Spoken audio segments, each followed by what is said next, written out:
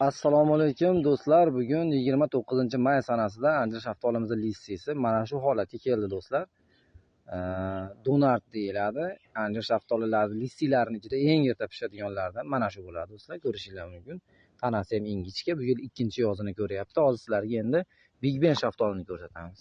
Kichkinagina daraxtcha. Mana bu Big Ben shaftolisi do'stlar.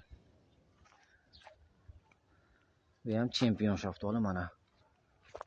O'sha mashhur Big Ben shaftolisi.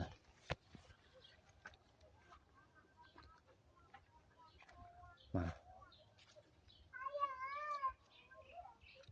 Endi sizlarga hozir Samantani ko'rsatamiz do'stlar. Samanta tukli bo'ladi bu.